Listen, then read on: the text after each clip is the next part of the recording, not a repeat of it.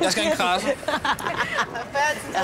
Prøv at sådan noget ignorerer man automatisk sådan noget. Jeg synes ikke, det er gået særlig godt indtil videre med vores date, fordi jeg ved ikke, hvad der er værst. Porno og pølser, eller herregårdsgrød og pulverkartoffelmos. Så jeg synes, det er et meget skævt indtryk, hun har fået. Altså, jeg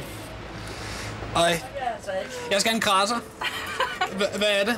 Ja, et pølsebrød med ketchup og sennep. Nej, det er lidt. Så skal jeg have sådan noget rød pølse. Ja, eller sådan bare en almindelig hotdog. Okay, kan jeg så ikke bare sådan en hjemme? Alle spørger mig, altså, hvorfor er du single? Så det er nok noget med, at jeg er ekstremt kredsen. Altså, jeg kan ikke date det, man, altså sådan en powerhouse, der bare kommer ind og ligner The Terminator eller sådan noget, ikke? Men altså, de må godt have en flot krop selvfølgelig, men jeg kan også godt lide mørke piger, og så skal det være kombineret med, at de godt har nogle af mine interesser, og de kan holde ud og høre på mit larm, som de kalder det. Og de kan godt holde ud og høre på metal, ikke? Tak, hvor meget er det? 23. Thanks. Jeg betaler bare for hele banden, så det skal her noget. Ja. Jeg skal bære min ristet hotdog med det hele på. Good choice. Ja. Jeg synes, Shirley er rigtig, rigtig sød. Altså, hun virker cool og meget, meget afslappet. Hun er ikke arrogant, hun er ikke sådan smart, og hun er jo fra Fyn.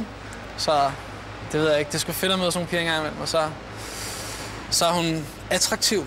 Hver gang ude med Sydney lige, så giver jeg rød pølse. Ja, hold lige det her. Sådan er det. Jeg er big spender. Jeg tager alle mine dates i pølsemor. Jeg føler mig også heldig. Så skal du ikke spise det.